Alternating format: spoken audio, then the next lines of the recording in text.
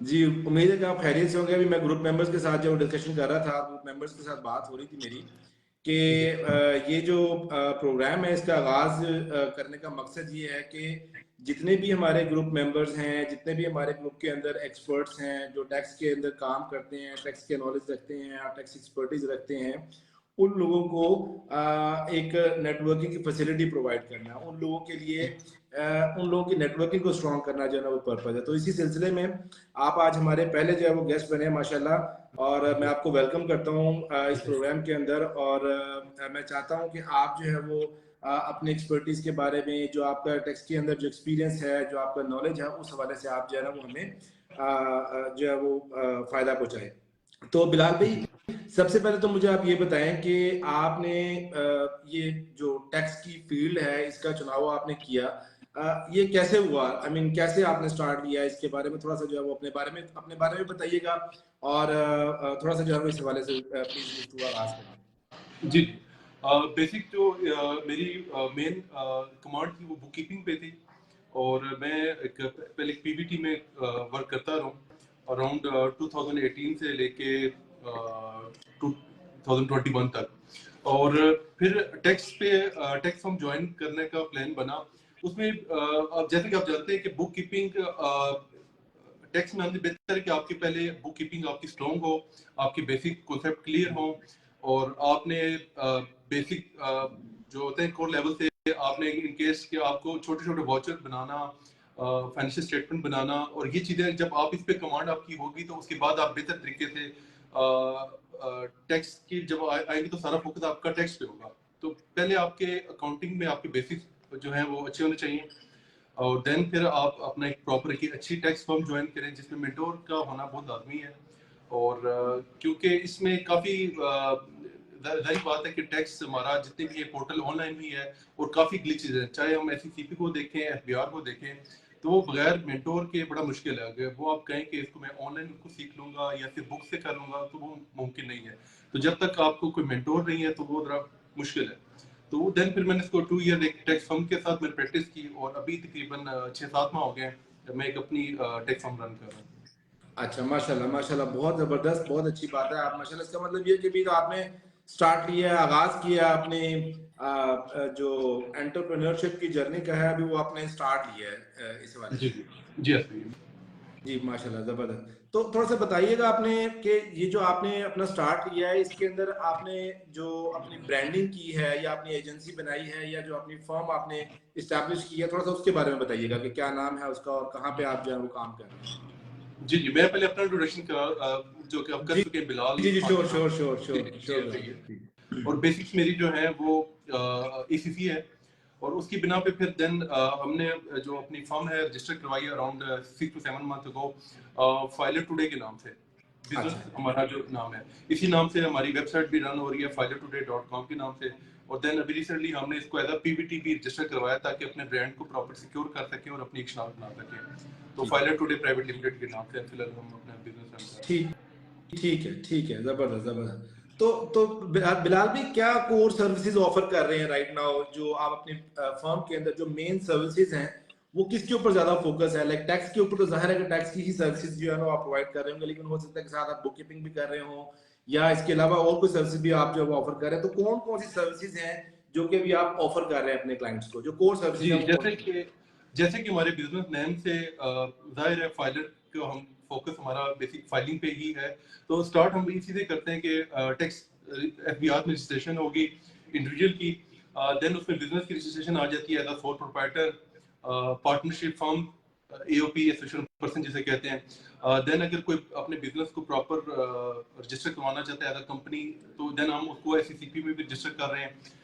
Then फिर annual filing पे आ जाते हैं। देन इनकम टैक्स फाइलिंग हम प्रॉपर कर रहे हैं।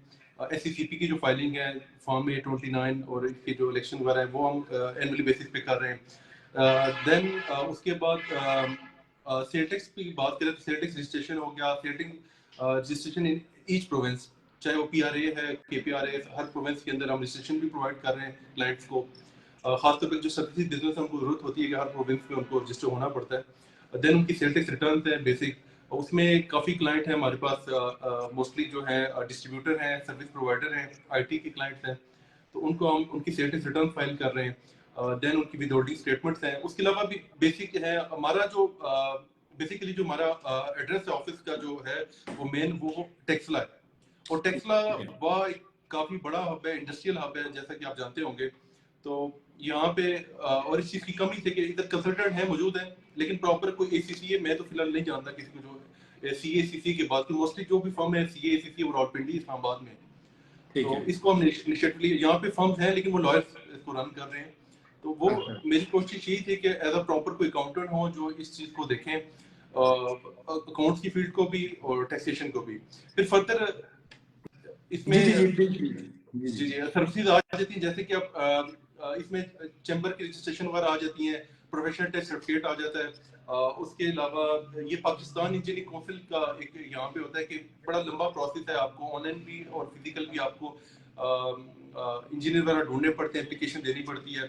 तो पीसी की सर्विसेज भी हम प्रोवाइड करें। तो हमारी कोशिश ये होती है कि जो टेस्ला वाह के कारोबारी लोग हैं उनको अपना टाइम निकाल के पिंडी इस्लामाबाद ना जाना पड़े, तो वो हम उनको बेसिक फ्री सर्विस प्रोवाइड करें। जबरदस्त जी, मैं जबरदस्त बिलाल भाई, माशाल्लाह आपने बड़ा अच्छे तरीके से बड़ा डिटेल्ड जो है वो अपनी सर्विसेज के हवाले से बताया। अच्छा, अभी आपने गुफ्तगू में अभी ये ज़िमनी तौर पे बात आ गई कि गुफ्तगू में आपने जिक्र किया कि नॉर्मली जो है वो यहाँ पे जो टैक्स की सर्विसेज प्रोवाइड करते हैं वो टैक्स लॉयर्स प्रोवाइड करते हैं।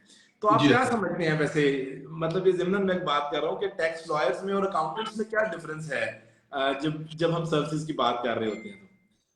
अभी ऑन कैमरा तो चले मैं खुल के बात कर नहीं, कोई मसला नहीं है। नहीं, ये भी देखें इसके अंदर, इस ग्रुप के अंदर हमारे पास बहुत सारे टैक्स लॉयर्स भी हैं माशाल्लाह, वो भी काम कर रहे हैं और वो भी इसको जो है वो देखते हैं। तो अगर कोई ऐसी चीज है जो कि हम इनपुट दे सकते हैं और उनको उनको जो है वो बता सकते हैं जिससे वो अपनी एक्सपर्टीज को मजीद इनहैंस कर सकते हैं, तो हमें बताना चाहिए, इसमें कोई मसले वाली बात नहीं। जी, आप जैसे कि खुद भी अकाउंटेंट हैं, मैं भी अकाउंटेंट हूँ और मेरे जितने भी कुलीग हैं वो मेरी प्रैक्टिस भी जो टैक्स फर्म में हुई है।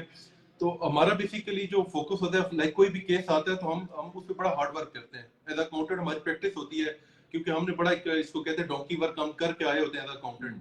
तो हम अगर कोई केस हमारे पास आता है तो हम उसको प्रॉपर प्रिपेयर करते हैं, उसके एविडेंस तैयार करते हैं और इस काफी हम हार्ड वर्क करते हैं। अभी लाइक मैं अभी आपको अपने ऑफिस की अगर टाइमिंग बताऊं तो मेरी सुबह 9 to 9 मेरी ऑफिस की टाइमिंग है। अच्छा। तो जी, तो और उसके और जो केसेस वगैरह है मैं खुद उनको नहीं देखता, सिस्टर फर्म है हमारी ऑक्सिलरी कॉर्पोरेट कंसल्टिंग के नाम से, तो जितने भी केस वगैरह मैं उनको रेफर कर देता हूँ क्योंकि ये मैं इसको इंसाफ नहीं समझता कि आप या तो फिर आप फुल टाइम केसेस को देख सकते हैं या प्रॉपर आप इन जो रोजमर्रा की फाइलिंग वगैरह इन केसेस को देख सकते हैं। तो अगर आपने कोई केस अगर आपके पास कोई आता है तो आपका फर्ज बनता है कि प्रॉपर उसके जो भी है, क्योंकि क्लाइंट्स को तो इतनी समझ नहीं होती कि किस तरह उसने अपने रिकॉर्ड मेंटेन करना है और किस तरह उसने अपने एविडेंस बनाने हैं। तो हमारी कोशिश यही होती है कि क्लाइंट्स के पास जितने भी उसका रिकॉर्ड है वो अप टू डेट हो, उसको रिकॉर्ड हम मेंटेन करके दें ताकि जब वो एफबीआर में प्रेजेंट हो, अगर उसको कोई एफबीआर कॉल करता है तो उसका मैक्सिमम रिकॉर्ड हम उसको करके दें ताकि उस पर कम से कम जो है ना एफबीआर पेनल्टी लगाए। जबकि एडवोकेट जो है वो ज्यादा फोकस अपना रिप्लाई पे रखते हैं शायद और बयानिया पे रखते हैं, और जबकि वो मुझे ये पता नहीं लगता वो शायद इतने हार्ड वर्कर नहीं होते जितना कि अकाउंटेंट हार्ड वर्क करते हैं। बिल्कुल सही, बिल्कुल सही। तो इस हवाले से आप क्या समझते हैं कि जो हमारे टैक्स लॉयर्स हैं, जो लॉयर भाई हैं हमारे, उनको कौन सी चीजें जो है वो अपनी सर्विसेज के अंदर ऐड करनी चाहिए या कौन सी प्रैक्टिसेस ऐड करनी चाहिए कि वो इस काबिल हो जाए कि वो मजीद जो है ना वो अपनी सर्विसेज को जो है ना वो एनहांस कर सकें? जी, उसके लिए बेहतर हल यही है कि वो अपनी टीम रखें, ठीक है, उसमें बेसिक अकाउंटेंट हायर करें क्योंकि एक बंदा इतना काम नहीं कर सकता कि वो क्लाइंट को भी डील करे, केस भी स्टडी करे, हियरिंग्स पे भी जाए। तो वो बेहतर है कि जो बेसिक वर्क है वो आप अपने साथ जूनियर अकाउंटेंट्स रखें, उनसे होमवर्क पूरा करवाएं और केस को प्रॉपर उस पर जान होनी चाहिए केस में, ताकि क्लाइंट को कम से कम पेनल्टी हो और उसको कम से कम जो है ना उसका केस मजबूत हो। बिल्कुल सही, बिल्कुल सही, बिल्कुल सही, जबरदस्त। अच्छा बिलाल भाई, मुझे जरा बताइएगा कि आप माशाल्लाह आपने बहुत सारी सर्विसेज का जिक्र किया, माशाल्लाह बहुत सारी सर्विसेज जो प्रोवाइड कर रहे हैं। तो ये यकीनन जो लोग ऑलरेडी जो अभी बिजनेस के अंदर आ रहे हैं, जो टैक्स कंसल्टेंसी फील्ड के अंदर आ रहे हैं, उनके लिए भी ये हेल्पफुल होगी। तो कौन से ऐसे यूनिक सेलिंग पॉइंट्स हैं, या इसको सेलिंग पॉइंट तो नहीं कहना चाहिए, यानी कि कौन से ऐसे यूनिक पॉइंट्स हैं जो कि अगर हम अपने एंटरप्रेन्योर जो हमारी जर्नी है उसके अंदर हम ऐड करें तो हमें ज्यादा कामयाबी जो मिल सकती है? ठीक है। आपका सवाल ये कि जो नए आने वाले अकाउंटेंट्स हैं उनके लिए क्या मशवरा है, जो जी जी कंसल्टेंट बिल्कुल हैं? बिल्कुल बिल्कुल बिल्कुल बिल्कुल। जी, उसके लिए मेरी रिक्वेस्ट उनसे यही होगी कि वो पहले उनके बेसिक कॉन्सेप्ट अच्छे हों, उनकी प्रैक्टिस हो, और पहले वो एक मेंटोर का होना बहुत लाजमी है इस फील्ड में।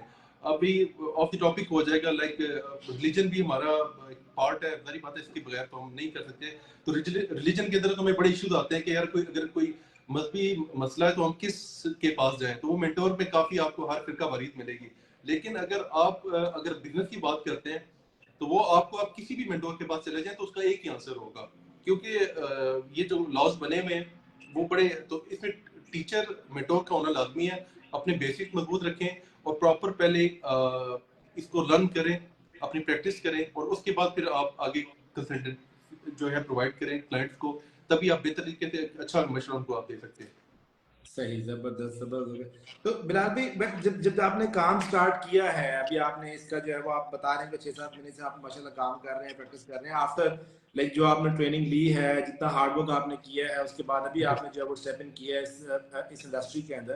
तो जी, इस इंडस्ट्री के अंदर आपको ऐसे कौन से अभी तक चैलेंजेस फील हुए हैं कि यार ये चैलेंजेस जो है ना, ये तो मैंने सोचे भी नहीं थे, और ये प्रॉब्लम जो है ना मुझे आ गई यहाँ पे? अच्छा, मेरे चैलेंजेस काफी छोटे छोटे से हैं, लेकिन वो मेरे लिए काफी बड़े हैं। मैं एक छोटी मार्केट में बैठा हूँ, टेक्सलाबाद में। ठीक यहाँ है। पे बेसिक लोगों को जो है वो अगर बेसिक बात करें फाइलिंग के हवाले से, वो एजुकेशन ही नहीं है, कि वो मोस्टली लोग घबरा रहे होते हैं। फॉर एग्जाम्पल के मेरे पास कुछ केसेस इस तरह के आए हैं कि वो को किसी ने फॉरवर्ड किया कि यार आप अपनी प्रॉपर फाइलिंग करवाएं। यूजुअली यहाँ पे जो प्रैक्टिस होती है, आपको फाइलर बनने की जरूरत पड़ती है जब कोई ट्रांजैक्शन करते हैं, कोई प्रॉपर्टी सेल परचेज करते हैं, क्योंकि ये जो एरिया है पिंडी और टेक्सलाबाद का, ये सारा बेसिकली आप कह सकते हैं कि ये रियल स्टेट का यहाँ पे काफी रुझान है, अच्छा क्योंकि अच्छा। लोग काफी जो है रियल स्टेट के अंदर इन्वेस्ट करते हैं।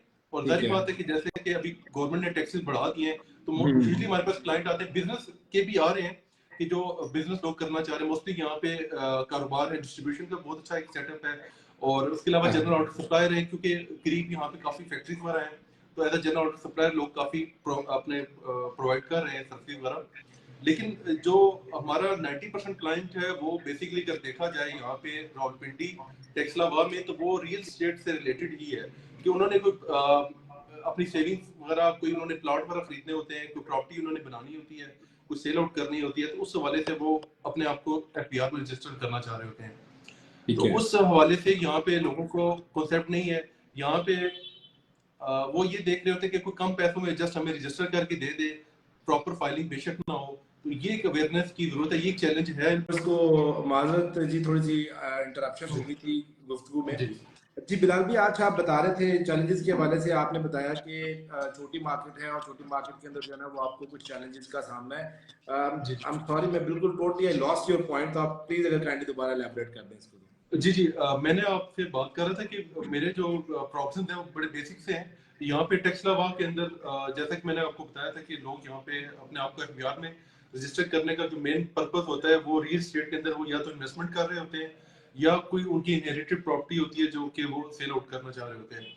तो उसमें लोगों को बेसिक आइडिया नहीं है कि वो उन्होंने पहले तो घबराते हैं कि यार एफबीआर में अपने आप को हम रजिस्टर करें या ना करें। कुछ लोग हैं जो कि उनकी कोशिश होती है कि इस चक्कर में पड़े ना, कि हम हर साल रिटर्न फाइल करनी पड़ेगी और हम ज्यादा टैक्स पे करके अपना वही वो सेल बेसिकली अवेयरनेस का मसला है कि लोगों को जी अवेयरनेस नहीं है इस हवाले से कि टैक्स की फाइलिंग जो सी है वो रादर बेनिफिट देती है, बजाय इसके कि जो है ना वो कोई लायबिलिटी बन जाती है। जी आता ही हो। और इनफैक्ट उनके साथ जुल्म ये हुआ है कि लास्ट ईयर जिन लोगों ने एज अ नॉन फाइलर ऐसे कोई जमीन या कोई ट्रांजेक्शन की है, तो उसको एफबीआर ने इस ईयर 2023 में नवंबर के अंदर ऑटोमेटिकली काफी लोगों को एफबीआर ने रजिस्टर किया। मेरे पास इनफैक्ट एक ऐसे क्लाइंट भी आए जिन्होंने जस्ट एक मोटरसाइकिल बाइक परचेज किया था शोरूम से, न्यू बाइक, और उस पर उन्होंने एफबीआर ने उनको ऑटोमेटिकली रजिस्टर कर दिया। तो अच्छा। कहने का पर्पज ये है कि आपने एट द टाइम जब आपकी प्रॉपर्टी सेल परचेज कर रहे थे, तो आपको चाहिए था कि आप अपने आप को एफबीआर में रजिस्टर करते, उसका बेनिफिट लेते एज अ फाइलर होने का, कम टैक्स पे करते। तो वो टैक्स भी ज्यादा पे किया और एफबीआर ने ऑटोमेटिकली साल बाद उनको रजिस्टर भी कर दिया। इनफैक्ट जी कम टैक्स पे करने से भी ज्यादा इंपॉर्टेंट बात ये है कि वो तो नॉर्मली लोग समझ रहे होते हैं कि जो विदहोल्डिंग टैक्स उनको चार्ज हो रहा है at the time of selling और परचेजिंग द प्रॉपर्टी, वो ये समझ रहे होते हैं कि शायद ये हम पे कर रहे हैं।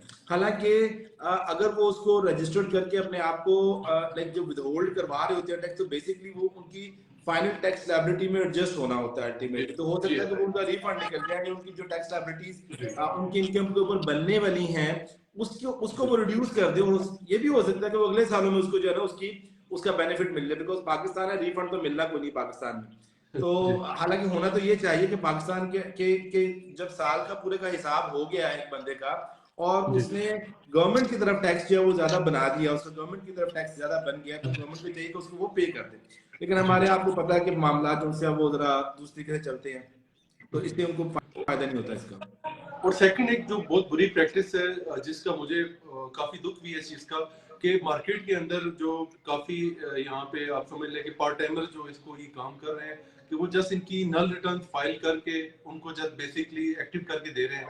इसमें काफी हमारे माशाल्लाह स्टाफ रोज रात हैं, वो भी सर्विस प्रोवाइड कर रहे हैं, और जो रजिस्ट्री द्वारा करते हैं तो उनको भी चाहिए कि जारी बात है एफबीआर ने आने वाले दिनों में इनको नोटिस करने हैं कि आपने जो है ये अपनी रिटर्न प्रॉपर फाइल नहीं की हुई। तो ये एक कंसर्न चीज है कि लोगों को इसकी अवेयरनेस देने की जरूरत है, और सोशल मीडिया की कोशिश करते हैं टैक्सलावा में जहां तक हमारी आवाज पहुंचती है, हम एटलीस्ट अपने एरिया में तो लोगों को एजुकेट करें कि अपने आप को रजिस्टर भी करें और प्रॉपर अपनी रिटर्न फाइल करें। जी बिल्कुल, ये आपने बड़े ही बहुत ही अहम नुक्ते की तरफ जो है वो तवज्जो दिलाई है कि लोग उस वक्त जब कोई प्रॉपर्टी सेल परचेज कर रहे होते हैं, तो उस वक्त वो सिर्फ अपना टैक्स सेव करने के लिए, वो अगर कोई भी स्टाम्प फरोश बैठा हुआ है या कोई भी ऐसा बंदा जो कि जो क्वैक है और वो टैक्सेस को समझता नहीं है, वो सिंपली क्या करता है, वो उसको लॉगिन करता है, रजिस्ट्रेशन करता है, उसकी नील रिटर्न फाइल कर देता है। इस बात को मद्देनजर रखे बगैर कि भाई उसके पास वाइट कैश इतना अवेलेबल है भी या नहीं है, जो वो प्रॉपर्टी परचेज करना चाह रहा है, वो प्रॉपर्टी उसके मैंने सही तरीके से डिक्लेयर करनी है या नहीं करनी है, तो अल्टीमेटली उसको उस टाइम पे तो फाइनल कैटेगरी में ले आता है, और उसका वो टैक्स शायद सेव हो जाता होगा जो कि उसने at the time of selling and purchasing जो है वो पे करना था। लेकिन बाद में जो उसको मसाइब का सामना करना पड़ता है, मसाइब उठाने पड़ते हैं, उसका जो है वो जिम्मेदार है कि वो कोई नहीं करता। तो बिल्कुल आपने जो है वो बड़े अहम नुक्ते जो है ना उसको नुक्ते को उठाया और आपने बताया इस बारे से। अच्छा, तो बिलाल भाई, ये जो आप बता रहे हैं कि ये इस तरीके के चैलेंजेस आपको आए हैं और आपको जो है ना वो इशू इस तरह के फेस करने पड़े हैं, तो आप निकले कैसे फिर इन चीजों से? लाइक आप अब कैसे निकल रहे हैं इन चीजों से, किस तरीके से जो है ना उनको रिजॉल्व कैसे कर रहे हैं उसको? अच्छा, बेसिक जो चीज है फिलहाल वक्त तो हमने अपने कंप्रोमाइज किया है कि आपको पता है कि अगर प्रॉपर आप रिटर्न फाइल करते हैं किसी की और उसको टाइम देते हैं एज ए प्रॉपर कंसल्टेंट, तो सारी बातें यहाँ पे जो भी लॉयर भी है तो अच्छा चार्ज करते हैं। अब उसका इशू ये आ रहा था, और दूसरी तरफ इनके पास ये ऑप्शन ये आता था कि ये इवन जो रजिस्ट्री वगैरह कर रहे हैं स्टाफ रोज, उनसे अपनी जो है ना बेसिक नल फाइलिंग करवा रहे हैं। तो हमने एक कोशिश की है कि कोई दरमियाना रास्ता निकाला जाए कि जिस तरीके से इन पे भी बर्डन कम पड़े और ये अपनी प्रॉपर रिटर्न फाइल करें। तो फिलहाल तो बेसिक हम अपना वक्त कंप्रोमाइज कर रहे हैं, अपना टाइम ज्यादा से ज्यादा दे रहे हैं और जितना हो सकता है कोऑपरेट कर रहे हैं। तो बेसिकली आप क्या करते हैं? आप ये करते हैं कि आप उसको पूरा एजुकेट करते हैं, क्लाइंट को एजुकेट करके आप उसको बताते हैं कि भी आपकी रिटर्न जो है वो प्रॉपर फाइल होने की जरूरत है, तो आप उसको पूरा लाइक टाइम दे के उसकी तमाम चीजें तमाम डाटा गैदर करके तो फिर आप जब रिटर्न फाइल करते हैं। जी ऐसा ही है, और इनफैक्ट यही है कि वो अपना बस फिलहाल ये कि हम बेसिकली जितना हम टाइम दे रहे हैं उतना हम फिलहाल कर नहीं रहे, उस तरह चार्ज नहीं कर रहे जी। लेकिन जिन लोगों को अच्छा ये उल्टा सीन है कि जिन लोगों को समझ है, जो क्लाइंट हमारे पास खुद आते हैं हम उनको अच्छा चार्ज करते हैं, और कुछ क्लाइंट ऐसे होते हैं कि जिनको हमने उल्टा समझाना भी होता है और उनको होता है कि मिनिमम चार्जेस के अंदर उनको हम कहते हैं कि यार ये जुल्म ना करवाएं अपने साथ, कि आप किसी नाड़ी के पास ना जाएं, अपने प्रॉपर एज अ अकाउंटेंट से अपनी रिटर्न फाइल करवाएं। तो ये उल्टा सीन है यहाँ पे। बिल्कुल सही है, बिल्कुल सही है, बिल्कुल। तो बिलाल भाई कुछ थोड़ा सा बताइएगा कि अभी तक के जितना आपको एक्सपीरियंस हुआ है उसके अंदर कोई आपकी जो सिग्निफिकेंट किस्म की सक्सेस स्टोरी है वो क्या है राइट नाउ? लाइक जिस तरह के क्लाइंट्स के साथ जब आपकी डीलिंग होती रही है, तो कोई बताइएगा कोई वाकया, कोई ऐसा मामला कि जब किसी क्लाइंट ने आकर आपको बताया बड़ा फंसा हूं मैं, और आपने उसको अच्छे तरीके से डील किया और आपने जो उसको सक्सेसफुल। फिलहाल जो मैं अपनी सक्सेस स्टोरी समझूंगा उसमें जैसे कि आजकल आपको पता है कि गवर्नमेंट की जितनी पॉलिसीज है वो एंटी रियल एस्टेट है, और ज्यादातर लोग जो है वो दूसरे बिजनेस की तरफ आ रहे हैं। उसमें एक मैन्युफैक्चरिंग का सेटअप भी है, उसमें सारी बात है टाइम लगता है। काफी लोग जो है वो रियल एस्टेट से हट के अभी मैन्युफैक्चरिंग की तरफ जा रहे हैं। तो उसमें तो जारी बात उनको टाइम लगेगा अपना एक सेटअप वगैरह करने में। आने वाले वक्तों में काफी इंशाल्लाह हम देखेंगे पाकिस्तान के अंदर काफी लोग अपना न्यू ब्रांड वगैरह अपने एस्टेब्लिश करेंगे, लोकल ब्रांड वगैरह। तो इसमें इंशाल्लाह आगे आने वाले ये काम एक आने वाला है जिसमें लोग आपके पास अपना बिजनेस रजिस्टर करवाने के लिए आएंगे, और जारी बात जैसे ही वो अपना बिजनेस रजिस्टर करवाएंगे तो उनको सेल टैक्स की भी जरूरत पड़ेगी।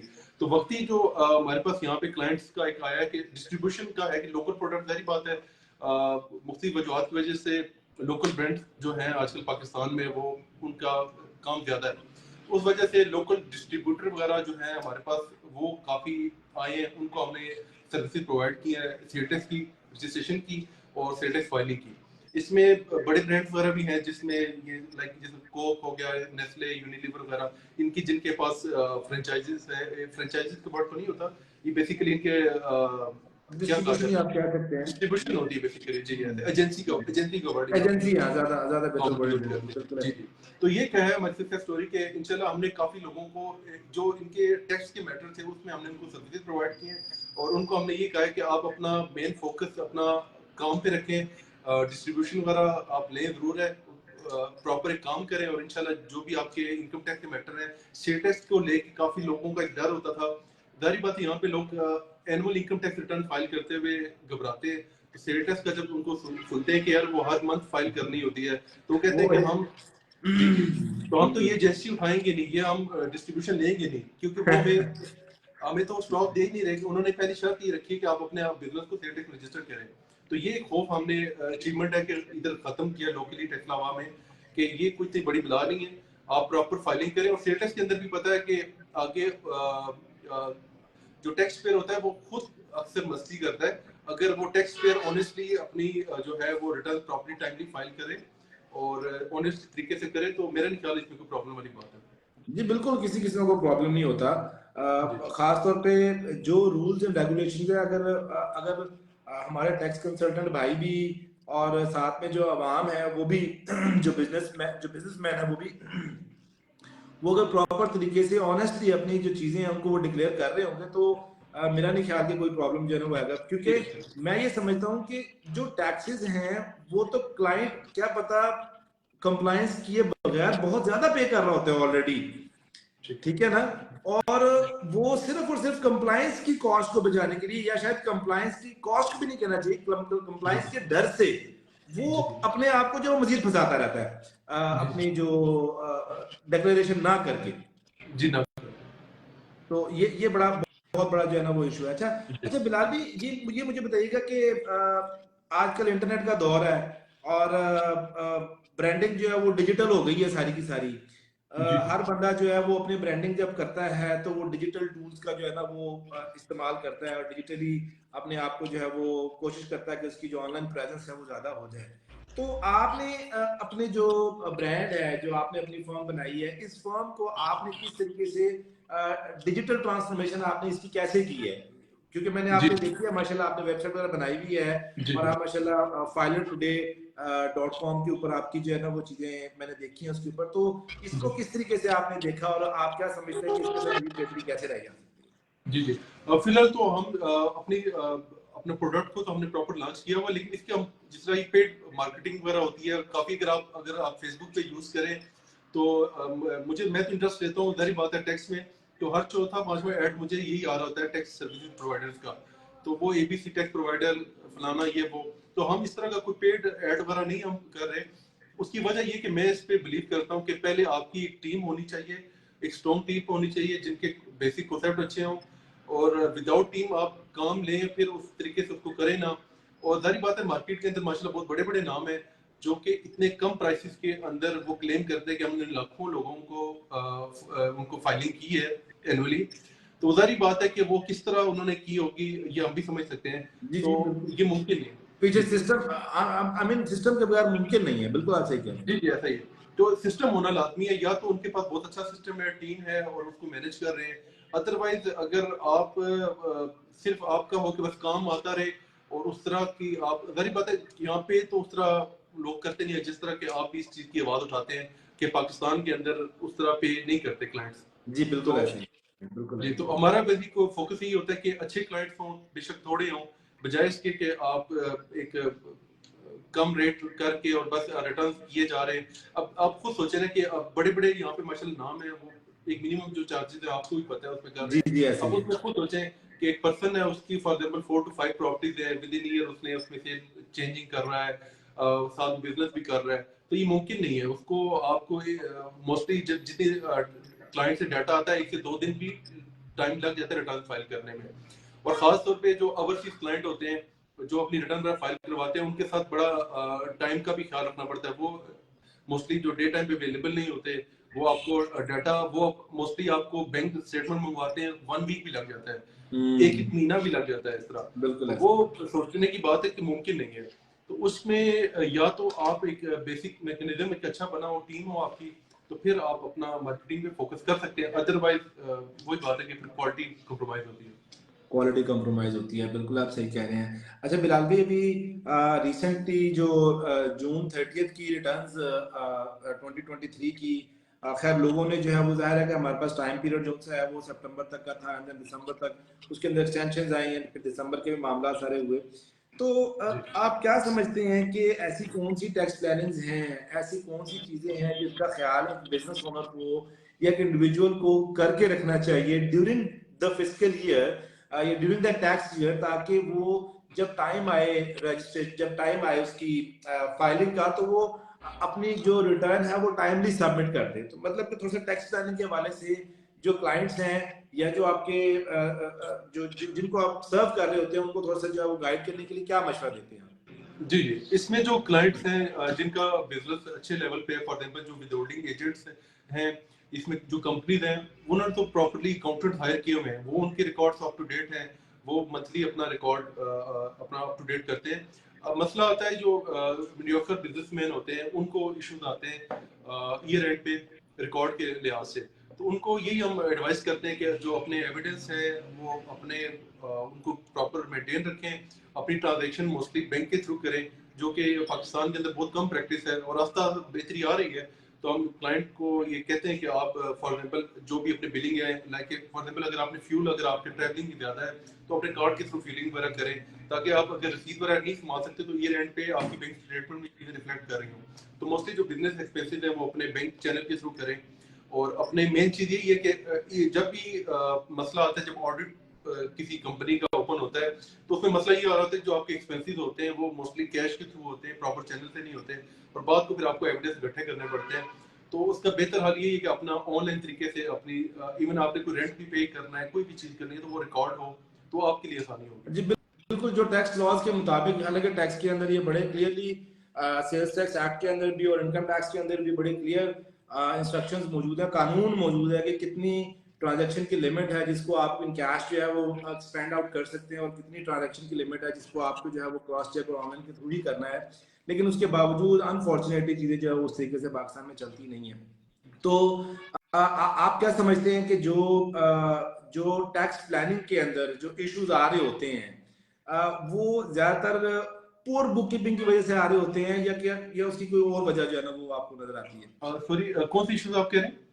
टैक्स प्लानिंग के अंदर जो इश्यूज आते हैं, लाइक जब at the end of the year जब हम लोग जब टैक्स प्रिपेयर करने लगते हैं और क्लाइंट्स जो रिक्वायरमेंट्स कर रहे होते हैं कि ये चीजें भी दे दें, ये चीजें भी दे दें, लेकिन वो चीजें उस प्रॉपर तरीके से हमारे पहुंचती नहीं है, तो क्या समझते हैं कि उसके अंदर जो पुअर बुक कीपिंग है उसका उसका जो है वो अमल दखल होता है? अच्छा, इसमें जो आपका, मैं बता देता हूँ, प्लानिंग के हवाले से आप कह रहे हैं कि ये जो, ठीक है, पॉलिसीज आप जो बात कर रहे हैं, ठीक हो गया।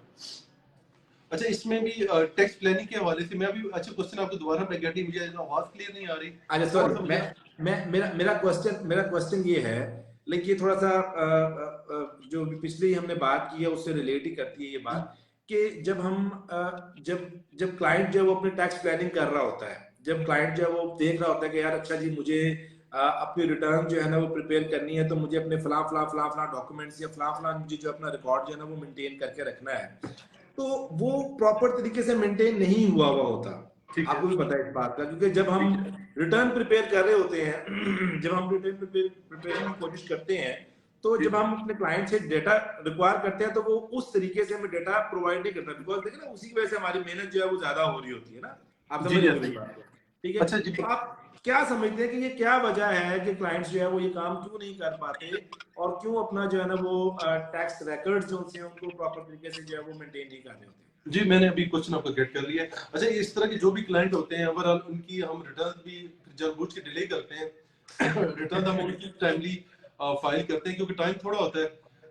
आयरिस में आपको पता है कि वो इनको भी पूरा साल ये बैठे रहते हैं माशाल्लाह बिहार वाले, और जैसे ही नया सीजन स्टार्ट होता है जुलाई का, तो आयरिस में अपडेट माशाल्लाह आना शुरू हो जाती हैं। हाँ इस बिल्कुल। ईयर भी इस तरह हुआ था कि जुलाई और इनमें हमने जो 30 जुलाई तक जो भी रिटर्न्स की थी, वो पहले 1 अगस्त पे या 1 सितंबर पे बिहार ने वो गाइड कर दी कि आपने जी 7E भी फाइल करना है। हाँ तो वो इस तरह जी, के बड़े 7E मसले, का बहुत बड़ा मसला बना था, बिल्कुल जी, ऐसे ही बिल्कुल है। वो 1 वीक में इशू आता रहे। तो इस तरह के जो क्लाइंट होते हैं, अमन तो हम उनकी रिटर्न लेट फाइल करते हैं। इवन पीवीटी भी है तो उनको हम यही कहते हैं कि इवन आपने 20,000 भी एक्स्ट्रा चालान आपको पे करना होगा। जाहिर बात है, अगर आप अपने पीवीटी थर्ड डेट जो है लेट होती है, 31 दिसंबर होती है।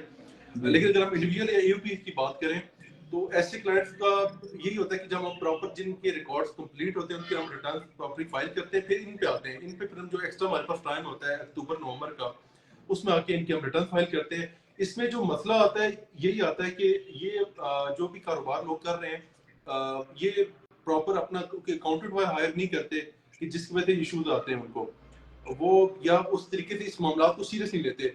अकाउंटेंट अगर वो रखते भी हैं तो इतने कम वेजेस पे रख रहे होते हैं कि वो जस्ट उनके डेली इनवॉइसेस और पेमेंट सारा कोई देख रहे होते हैं। जी तो बिल्कुल वो सही। बेसिकली बुक कीपिंग को पाकिस्तान के अंदर एक बर्डन ही समझा जाता है, तो इसको इतना सीरियस लेते नहीं है। और वो एट द एंड यही होता है कि जी वो जो टैक्स कंसल्टेंट साहब हैं वो देख लेंगे, कर लेंगे। लेकिन जब जारी बात है कि इन केस अगर फ्यूचर में कभी ऑडिट आता है, तो वो फिर उनके लिए ही मसला बनता है। तो इसकी वजह यही है कि अपनी टीम पे इन्वेस्ट करें, जो कारोबारी लोग भी हैं, और टीम से मुराद जो उनके अकाउंटेंट्स हैं, जो उनकी टीम है, ताकि वो प्रॉपर अपना रिकॉर्ड मेंटेन करें, ताकि ईयर एंड पे उनको भी आसानी हो, टैक्स कंसल्टेंट को भी आसानी हो, और फ्यूचर में उनके लिए प्रॉब्लम्स ना बने। बिल्कुल ठीक है। और मेरा ख्याल है कि जो लिजॉनिंग है टैक्स कंसल्टेंट की और जो बुक कीपर है या अकाउंटेंट है, वो उसकी लिजॉनिंग बहुत ज़रूरी है कि वो बड़े अच्छे तरीके से आपस में उनकी कम्युनिकेशन गैप्स ना हो, और वो जो टैक्स कंसल्टेंट है उसको ऑन बोर्ड रखें, लाइक प्लानिंग करते हुए अपने टैक्स की, कि हमने अगर फॉर द होल ईयर हमने अपनी ट्रांजैक्शंस को रिकॉर्ड करना है, तो हमने किस तरीके से कौन सी ट्रांजैक्शंस को रिकॉर्ड करना है। और इवन के मेरा ख्याल है कि कंसल्टेंट से ये कंसल्ट करना और उससे प्लानिंग लेना कि अच्छा जी आप हमें बता दें कि हम अपने ऑपरेशंस को किस तरह मॉडिफाई करने हैं ड्यूरिंग द ईयर, कि जब at the end of the year आपको हमने रिकॉर्ड देना हो तो हम आसानी से बना बनाया रिकॉर्ड जो है वो आपको हम दे सकें। तो उसके जी, लिए ऐसा यार ही है। अकाउंटेंट का और कंसल्टेंट का एक एक पेज के ऊपर होना बहुत जरूरी है। जी, ऐसा ही है, क्योंकि कंसल्टेंट के पास तो एक कंपनी नहीं होती, कई कंपनीज होती है। वो एट द टाइम इंडिविजुअल्स को भी देख रहा होता है, बिजनेस को भी। तो ये कंपनी का काम बनता है कि वो अपने कंसल्टेंट से फुल टाइम लें, अपने बिजनेस को डिस्कस करें, और ऑन बोर्ड रहें, उसके रास्ते में रहें। जी बिल्कुल सही, जबरदस्त जबरदस्त। अच्छा बिलाल भाई, आजकल बड़ा दौर माशाल्लाह जो है वो ऐसा इंटरनेट की राइज की वजह से और जो सोशल मीडिया प्लेटफॉर्म खासतौर पे जो डिजिटल प्लेटफॉर्म्स हैं उसके राइज की वजह से हम देखते हैं कि जो हमारी यंग जनरेशन है वो पाकिस्तान में रहते हुए दूसरे ममालिक के अंदर बैठ के जो है वो काम करना चाहती है, और दूसरे ममालिक में बैठे काम कर भी रही है। बहुत सारे फ्रीलांसर्स हैं, बहुत सारे, खासतौर पे जो अमेजोन का राइज आया है, अमेजोन के ऊपर लोगों ने बहुत सारा काम किया। इसके अलावा जो आईटी के जो बच्चे हैं हमारे, वो काम करते हैं, तो वो सर्विसेज प्रोवाइड करते हैं यूएस के अंदर भी, यूके में, बाकी ममालिक के अंदर भी। तो आप क्या समझते हैं कि जो बिजनेसेस ऐसे हैं, जो ऐसे बच्चे हैं जो बिजनेसेस अपना एक्सपैंड कर रहे हैं, इंटरनेशनल एक्सपैंड कर रहे हैं, उनको कौन कौन सी की कंसिडरेशंस जो है वो रखनी चाहिए अपने इस काम को करते हुए टैक्स के हवाले से? जी, जी। इसमें मैं वही बात करूँगा, जैसा कि जो आने वाले न्यू कंसल्टेंट थे पाकिस्तान में, उनको भी मैंने ये एडवाइस किया था कि वो प्रॉपर अपनी टैक्स फर्म वगैरह जॉइन करें, उसके बाद फील्ड में आए। अब इशू आता है कि जिन लोगों ने इंटरेस्टेड हैं सर्विसेज प्रोवाइड करने में, अब वो प्लेटफॉर्म तो है नहीं कि हम यूएस में जाके वहाँ पे कोई टैक्स फर्म जॉइन करें, ना कि पाकिस्तान में इस तरह की कोई फर्म्स है। लेकिन इस तरह के कुछ ऑनलाइन प्लेटफॉर्म्स हैं, वहाँ पे आप जाके अपनी लर्निंग अपनी इंप्रूव करें, अपने स्किल इंप्रूव करें, और उसके बाद मार्केट में उतरें। अपने आपके बेसिक्स अच्छे होंगे तभी आप compete कर पाएंगे। तो बेसिक यही है कि आप सबसे पहले एक मेंटोर तलाश करें, और अगर ऑनलाइन आप जो जितना भी मवाद है, यूट्यूब है, पोर्टल्स है, वो आपको हेल्प आउट कर सकते हैं। वो आपको जीरो से स्टार्ट करके नहीं देंगे, आपको कहीं ना कहीं से सीखना पड़ेगा किसी मेंटोर से। पहले आप सीखेंगे, और उसमें जब कोई इशू आता है तो फिर आपको ये जो ऑनलाइन चीजें हैं आपको एक्सेस हेल्प आउट करेंगी। लेकिन आपसे जीरो से आप नहीं स्टार्ट कर सकते, तो बेहतर ये है कि आप पहले किसी को मेंटोर किसी को बनाएं और फिर आप इंटरनेशनल मार्केट में कदम रखें। बिल्कुल सही है, बिल्कुल सही है।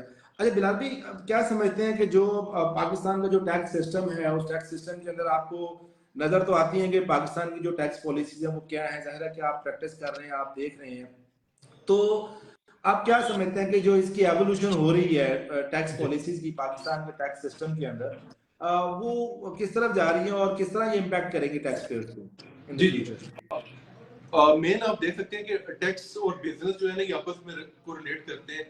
पाकिस्तान के अंदर पिछले चंद सालों से सबसे ज्यादा जो बिजनेस देखने में आ रहा है वो रियल एस्टेट का ही आ रहा है, जिस पे मैं बात कर चुका हूँ। और जो आने वाले, अगर आप पिछले बजट को भी स्टडी करें तो वो बिल्कुल एंटी रियल एस्टेट बजट था, जिसपे गवर्नमेंट ने जैसे कि हम देखते हैं कि रियल एस्टेट के अंदर खासतौर पे कोई ट्रांसफर फीस की अगर हम बात करते हैं, वो गवर्नमेंट पता चल रहा है कि वो रेट्स बढ़ाने का पर्पज ही यही है कि लोग जो है कम से कम इन्वेस्ट करें इसमें रियल एस्टेट वगैरह में, और लोग जो हैं वो प्रॉपर मैन्युफैक्चरिंग के सेटअप में आए, प्रॉपर डिस्ट्रीब्यूशन भी सारी बात है, जब मैन्युफैक्चरिंग होगी तो लोग डिस्ट्रीब्यूशन भी होगी। डिस्ट्रीब्यूशन डाटा भी बीच में आएगा ऐसे ही। जी जी, तो गवर्नमेंट का जो आने वाली पॉलिसी जितनी भी है तो वो बेसिकली अगर देखा जाए तो वो इंडस्ट्रियल बेस ही है, तो इंडस्ट्री को आने वाले दिनों में वो थोड़ा सा रिलीफ देंगे। और जितने भी हमारे क्लाइंट्स हैं, जो कारोबारी लोग हैं, उनको हम यही मशवरा देंगे कि आप जो रियल बिजनेस हैं उनके अंदर अपने आप को अपनी तैयारी रखें, इन्वेस्ट करें और प्रिपरेशन करें इंशाल्लाह। जो उसमें थोड़ी सी ऑफ टॉपिक बात है, इसका मतलब है कि रियल एस्टेट वाले काम को आप बिजनेस नहीं समझते? जी जी, ऐसा ही है, ऐसा ही है। जी जी बिल्कुल। अच्छा अच्छा, सही है। उसकी क्या वजह है, रियल एस्टेट वाले काम को बिजनेस क्यों नहीं समझते? लोग तो बड़ा बड़ा पैसा कमाता है भाई इसके अंदर। अच्छा, रियल एस्टेट का आप कह रहे हैं ना? रियल एस्टेट की बात कर रहा हूँ। ठीक है। इसमें अगर आप लास्ट अगर हम बजट पढ़ें तो उस टाइम शहबाज शरीफ साहब की गवर्नमेंट थी, और मेरे ख्याल से इसाक डार साहब ने ये बजट दिया था 2023 का जो गवर्नमेंट। जी, उसमें उन्होंने यही बात की थी कि हम जो है जो हाई हाई बिल्डिंग है इनको हम इंकरेज करेंगे और लोग जो है एग्रीकल्चर की तरफ आए। तो बेसिक उनका पर्पज यही था कि जिस तरीके से माशाल्लाह जो हमारी पट्टी है, खास तौर पे जिस तरह मैं आपको बता चुका हूँ रावलपिंडी से लेके हसन अब्दाल तक, तो जिस तरह का एक यहाँ पे माशाल्लाह क्योंकि मेरे तो क्लाइंट्स हैं और मैं ये चीज ये फेस की भी है कि एक एवरेज क्लाइंट के पास भी वो 4-5 वो प्लॉट को होल्ड कर रहे हैं। और जैसे कि अभी 7E का इम्प्लीमेंटेशन हुई थी जुलाई अगस्त में, और उसके बाद इवन तो वो बात को स्टे आ गया, तो उस टाइम भी जाहिर बात है कि वो एफबीआर ने आपको कहा था कि अगर आप एक से ज्यादा प्रॉपर्टीज हेल्ड करते हैं अदर देन ऐसी प्रॉपर्टीज जो आपके जाती इस्तेमाल में है, या कोई आप जिस पे आप कारोबार कर रहे हैं, या जिनसे आपको रेंटल इनकम आ रही है और वो रेंट आप डिस्क्लोज कर रहे हैं अपनी इनकम में, तो ऐसी जो भी आपके प्रॉपर्टी वगैरह हैं, प्लॉट वगैरह, तो उस पर आपने टैक्स पे करना है। तो मेरे कई क्लाइंट्स इस तरह लोकली जिनके इस तरह इस्लामाबाद के अंदर B17 और ये जो फैसल हिल के एरिया करीब तरीन, यहाँ पे इनके 4-4-5 प्लॉट थे, और मैंने जब उनके ड्राफ्ट तैयार किए थे तो मुझे याद है किसी का कोई 3 लाख रुपया टैक्स बना हुआ था, किसी का 5 लाख बना हुआ था। सही है, सही है। जी जी, और हम थे कि यार कुछ इस चीज से लेके यार के लोग हैं वाकई रियल इसमें इन्वेस्ट करेंगे, लेकिन खैर वो बात कुछ आ गया इस पे। और जी फिर बिल्कुल। जी हम सब ने इसी तरह रिटर्न फाइल किए हैं कि वो फिलहाल स्टे है और टैक्सेस पे किए बनाए, और अभी तक कोई बिहार ने भी उस पर कोई एक्शन नहीं लिया। लेकिन मेरा ये ख्याल है कि ये आने वाला जो साल होगा इसमें एफबीआर जो है ना इस दफा ढीला नहीं छोड़ेगी। ये पहले थोड़ा सा उन्होंने लोगों को इशारा कर दिया था कि 7E जो है ना हम इम्प्लीमेंट कर रहे हैं और थोड़ी रिलैक्सेशन दी है, लेकिन इस ईयर में रिलैक्सेशन नहीं होगी और 7E प्रॉपर इम्प्लीमेंट होगा।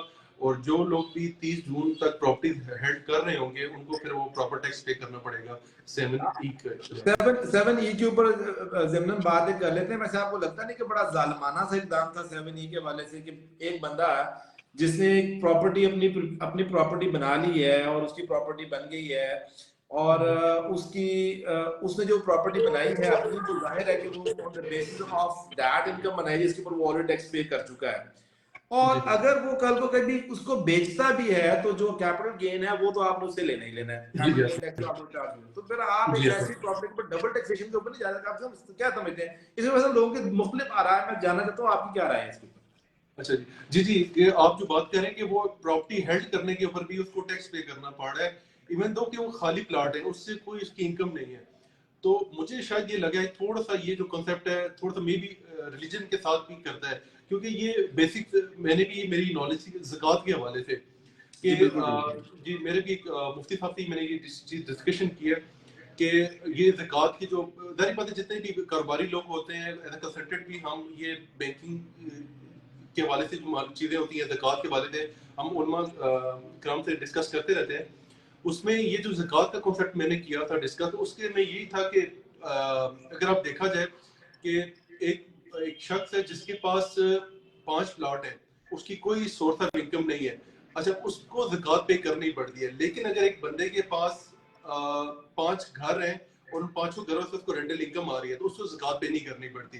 तो उसका जो हमारा रिलीजियस इसमें आंसर दिया था कि ये कि वो पांचों घर जो है वो किसी के यूज में है। जी तो इस्लाम का ये जो मजहब का वो बेसिकली कॉन्सेप्ट ये है कि वो जो पैसा है वो इस्तेमाल में आ रहा है, वो सर्कल में हो रहा है। जबकि अगर किसी ने 5 प्लॉट खरीद लिए हैं, उसको डंप कर दिया, ना उसको यूज आउट कर रहा है, ना उसको agriculture point of view use कर रहा है, ना इसको कोई रेंट आउट कर रहा है, तो उस पर ज़कात बनती है। तो मेरे ख्याल से शायद जिसने भी ये लॉ बनाया है सेवनी का, मे भी वो शायद रिलीजन के पॉइंट ऑफ व्यू से ये किया। ये चीज आपने कभी ऑनलाइन सुनी नहीं होगी, लेकिन ये मेरी परसेप्शन है कि ऐसा हो सकता है, शायद इस चीज को मद्देनजर रखा हो। जी तो बिल्कुल, आप नहीं तो चलिए आपकी कि बात आप दुरुस्त, आपकी बात दुरुस्त है कि सेवन ही बेसिकली आता तो इसी जमरे में है कि जैसे वेल्थ के ऊपर टैक्स लग गया है कि वेल्थ जी एक किस्म का वेल्थ टैक्स है। लेकिन जी देखें जहां पे आपने इतने ज्यादा टैक्सेशन ऑलरेडी करके रख छोड़ी है कि जी अगर मैं बात करूं जो डायरेक्ट और इनडायरेक्ट टैक्सेस को अगर हम कैलकुलेट करें और एक ऐसा बिजनेस जो कि बहुत ज्यादा पैसे कमा रहा हो, जो कि हाई टियर के अंदर जो फॉल कर रहा होता है, उसकी इनकम टैक्स के ऊपर आपने 35% तक जो है वो आप उससे इनकम इनकम उसकी इनकम पे आप टैक्स चार्ज कर रहे होते हैं 35% तक। आई मीन इफ यू जी गो टू द जी हाईएस्ट टियर। और अगर आप उसकी सेल्स के ऊपर ले रहे हैं तो वो भी आप देखें ना, सेल्स के अंदर भी आप बेसिकली जो उसकी वैल्यूडेशन है, उस वैल्यूडेशन का जो है 17%, 16%, 18%, समटाइम्स जो है वो 19.5% तक जो है वो आप जाते हैं। तो ओवरऑल देखें अगर हम, तो ये 30 से 50% का तो जो कमाई है उसमें से गवर्नमेंट पहले ही टैक्स जो है वो ले लेती है, उसके जी बाद आ जाता है। तो उसके बाद भी फिर जब वो उससे बनी हुई इनकम के ऊपर जी जब वो अपनी उस इनकम से बनी हुई प्रॉपर्टी जो है वो होल्ड कर रहा होता है, और होल्ड करने के बाद उसके ऊपर जब वो टैक्स लगता है, तो आई मीन थोड़ा सा वो डिसबैलेंस हो जाता है वो चीज। तो इसमें अगर मैं वो आपने रखना है तो आप जो है वो वेल्थ के ऊपर रहें, आप इनकम को छोड़ें, या फिर आप जो वो इनकम के ऊपर रह रहे हैं तो फिर आप वेल्थ को जो है ना वो छोड़ दें। मेरा मेरा मेरा तो इसके ऊपर जो है ना वो जी ये आप ठीक बात करें। अगर इसी वजह से अगर आप देखेंगे कि जाहिर बात है कि जब इस तरह का आप जालमाना टैक्स लगाएंगे तो फिर जो अवाम है वो दूसरे ऑप्शन की तरफ फोकस करेगी। अगर आप देखेंगे पिछले 1 साल में अगर आप सोशल मीडिया यूज करें तो आपको बहुत सारे एड्स ऐसे मिलेंगे जिसमें दुबई यूएई के अंदर आपको रियल स्टेट के एड नजर आएंगे कि आप यहाँ पे इन्वेस्ट करें। बिल्कुल ऐसे तो ये बिल्कुल चीज आपको आज से 2 साल पहले नहीं देखने में आती थी, लेकिन इस साल के अंदर ये चीज बहुत देखने में आ रही है। तो फिर हो सकता है कि जो अवाम है वो सेकंड ऑप्शन देखेगी कि यार यहाँ पे अगर मैं 5 या 10 अगर मेरी सेविंग है तो मैं प्लॉट यहाँ पे नहीं रख सकता, तो मैं एक आध कोई फ्लैट छोटा सा यूएई के अंदर परचेस कर हाँ लूँ, जिससे ना मुझे कोई टैक्स भी कम पे करना पड़ेगा और इनकम भी ज्यादा होगी। तो इसी वजह से आजकल जो है मार्केट के अंदर ये इंटरनेशनली जो है ना रियल एस्टेट के एड्स आपको देखने को मिलते हैं। तो दुरुस्त। गवर्नमेंट को ऐसी पॉलिसी बनानी चाहिए कि जिससे आपका जो सरमायादार तबका है वो बाहर इन्वेस्ट ना करे, पाकिस्तान एटलीस्ट वो पैसा पाकिस्तान के अंदर तो मौजूद है। तो कोई ऐसा कोई मिला जुला कानून बनाना चाहिए जिससे वो इस चीज को डिस्करेज भी करें कि लोग रियल एस्टेट से निकल के अपना जो इन्वेस्टमेंट है प्रॉपर बिजनेस में करें, लोकल बिजनेसेस में। और सेकंड ये कि इतने टैक्सेस भी ना बढ़ा दें कि लोग यहाँ से पैसा निकाल के ओवरसीज इन्वेस्ट करें। दुरुस्त बात, बिल्कुल दुरुस्त, आपकी बात बिल्कुल दुरुस्त, 100% दुरुस्त आपने बात कही है। अच्छा बिलाल भाई, क्या देखते हैं, माशाल्लाह अभी तो आप स्टार्ट कर चुके हैं, काम स्टार्ट हो गया है, क्या समझते हैं कि जो करियर है टैक्स कंसल्टेंसी का पाकिस्तान के अंदर, जो पाकिस्तान में लोग काम कर रहे हैं, जी उनको आप क्या रिकमेंड करते हैं, और इस हवाले से आप फोर्स ही क्या कर रहे हैं कि इसके अंदर आगे जो है वो कितनी बढ़ोतरी जो है वो दिखने को आ रही है? इसमें जारी बात है जैसे कि मार्शल पॉपुलेशन बढ़ रही है और सेकंड और आई रोज एफपीआर भी अपना घेरा तंग फाइलर्स भी बढ़ रहे हैं। हैं। जी जी जी। हाँ। तो मार्केट तो है, मार्केट बड़ी है। तो अब सिर्फ ये कि आप मार्केट में आए, लेकिन अपनी पूरी तैयारी के साथ आए, प्रॉपर पहले अपनी प्रैक्टिस करें मेंटोर्स से अपनी, और अपनी पहले एजुकेशन कंप्लीट करें, और देन फील्ड है इसमें। अगर आपने खासतौर पे अगर आपके पास नॉलेज है, स्किल्स है, तो मार्केट काफ़ी बड़ी है। तो आप बिल्कुल वेलकम है, इसमें एक कदम रख सकते हैं जो न्यू का और सेक्टर मेरा है। ख्याल है कि अब तो मार्केट का जो साइज है वो बहुत तेजी से इंक्रीज होने वाला है। पिछले 5 सालों में हम लोगों ने देखा है कि मार्केट का जो साइज है वो बहुत इंक्रीज हुआ है ऑलरेडी। मुझे याद पड़ता है कि शायद 10 लाख लोगों की फाइलिंग इमरान खान दौर से पहले 11 या 12 लाख लोग जो है ना वो फाइलिंग जो है ना वो कर रहे थे, इंडिविजुअल्स की बात कर रहा हूँ। और वो सडनली इंक्रीज होके जो है वो इमरान खान के दौर के बाद तकरीबन डबल हो गई थी। कोई 22, 23, 24, 25 लाख लोग जो है वो बन गए थे। लेकिन अभी मैंने लास्ट फिगर जो मैंने देखी, मुझे पता लगा कि तकरीबन कोई 4.4 मिलियन फाइलर्स जो है ना वो माशाल्लाह हो गए हैं पाकिस्तान के अंदर भी। तो उस हवाले से जाहिर है कि ये मार्केट जो है वो इंक्रीज होनी है। और अल्टीमेटली जो लोग इसके अंदर काम कर रहे हैं उन लोगों के कंसल्टेंट्स हैं, उन लोगों के पास ही इस मार्केट में जो है ना वो आना है। तो इस वाले से बिल्कुल आप सही कह रहे हैं कि लोग जो है ना वो लोगों को इसके अंदर मजीद जो है वो हमें मजीद अकाउंटेंट्स की और मजीद टैक्स लॉयर्स की और मजीद टैक्स जी कंसल्टेंट्स की जो है ना जरूरत पड़ेगी। मार्केट जो है वो अच्छी, उसका ट्रेंड जो है ना वो अच्छे साइड पे जा रहा है। तो और बिलाल भाई कुछ और ऐड करना चाहें अपने हवाले से, अपने जो है वो बताना चाहें आप? जी जी। इसमें एक बेसिक चीज में हम एक जो मिसकंसेप्शन है टेस्ट कंसल्टेंट को लेके कि अवाम के अंदर, कि ये शायद अवाम को बहुत ज्यादा डराते हैं टैक्स से लेके, तो एक खौफ अवाम के अंदर है। तो उसमें बेसिकली इसको जरा क्लियर आउट कर लें कि अगर आप प्रॉपर तरीके से, खासतौर पर सारी बात है, अगर आपका पाकिस्तान के अंदर होना तो ये चाहिए कि जो आप कैश के अंदर भी बिजनेस कर रहे हैं वो प्रॉपर आप उसका आंसर पे रहो। लेकिन पाकिस्तान के अंदर बेसिकली आप अपने बैंक को ही आंसरेबल होते हैं। जब भी आपको अगर एफआईआर होता है तो आप जवाब देते हैं अपने बैंक को। तो अपने जो बैंक्स वगैरह हैं उनको प्रॉपर यूटिलाइज करें। पाकिस्तान के अंदर आपको पता है एक मुस्लिम कल्चर है, एक कमेटी कल्चर भी बड़ा है जी। वो बैंक स्टेटमेंट आती है ईयर एंड पे, तो वो बताते हैं यार ये 60,000 रुपए की मंथली कमेटी आ रही थी, 1 लाख की कमेटी आ रही थी। तो मैंने कहा ये जब कभी आपका ऑडिट खुलता है तो एफबीआर तो इस चीज को नहीं रिसेप्ट करता, वो तो इसको रेंट इनकम भी समझ सकता है, कोई आपकी बिजनेस इनकम भी हो सकती है। तो अनलेस कि आप कोई भी काम करते हैं, किसी से लोन भी लेते हैं, तो उसको प्रॉपर एक छोटा सा एग्रीमेंट कर लें ताकि फ्यूचर में आपकी सपोर्टिंग बन सके। तो अगर सिर्फ समझने की जरूरत है, अगर इसमें कोई डरने वाली बात नहीं है कि ऐसा नहीं कि आप फाइलर ना बने। अभी खैर आपके पास ऑप्शन रहा ही नहीं है फाइलर बनने ना बनने का। आपने कोई भी ऐसी ट्रांजैक्शन करनी है जिसपे आपका टैक्स कटेगा तो एफबीआर आपको ऑटोमेटिकली रजिस्टर कर देगा।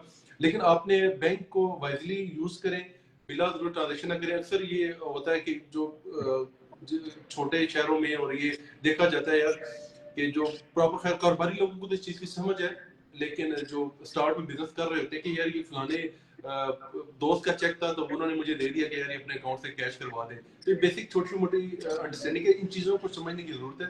बाकी इसमें कोई खास डरने वाली बात नहीं है। और बस यही मेन चीजें यही है आपसे। चलें बिलाल भाई, आपका बहुत बहुत शुक्रिया। आपने अपना कीमती वक्त हमें दिया और आपने जो है वो अपनी कीमती आरा से हमें आगाह किया। आपका बहुत बहुत शुक्रिया हमें ज्वाइन करने का। इंशाल्लाह आने वाले दिनों में भी मुख्तलिफ जो हमारे कोई स्पेसिफिक टॉपिक्स हैं इंशाल्लाह आपको तकलीफ देते रहेंगे।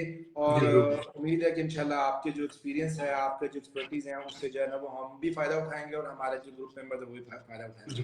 तो वंस अगेन आपका बहुत बहुत शुक्रिया ज्वाइन करने का। मैं इसके साथ ही जो है वो तमाम जो व्यूवर्स हैं जो अभी देख रहे थे या देख रहे हैं या जिसके बाद भी इस वीडियो को देखेंगे, उन तमाम लोगों को जो है वो बहुत बहुत उनका मैं शुक्रिया अदा करता हूँ कि उन लोगों ने जब अपना कीमती वक्त हमें दिया। और हमारी इस जो प्रोग्राम है और हमारी जो ये काविश है, एक जिसके अंदर लाइक एक डुअल टाइप की जो है ना वो काविश है कि जो हमारे टैक्स कंसल्टेंट हजरात हैं उनकी भी थोड़ी रिकग्निशन जो है ना वो हो जाए और इसके साथ साथ जो है ना वो हम कुछ ना कुछ जो है वो लोगों को एजुकेट भी कर सकें। तो वंस अगेन बिलाल भाई बहुत बहुत शुक्रिया आपका। और मैं जो है वो आप सब लोगों से जो है वो इजाजत चाहूंगा। इंशाल्लाह नेक्स्ट टाइम किसी भी नेक्स्ट वीडियो के अंदर दोबारा इंशाल्लाह मुलाकात होगी। Thank you so very much. Okay, Allah.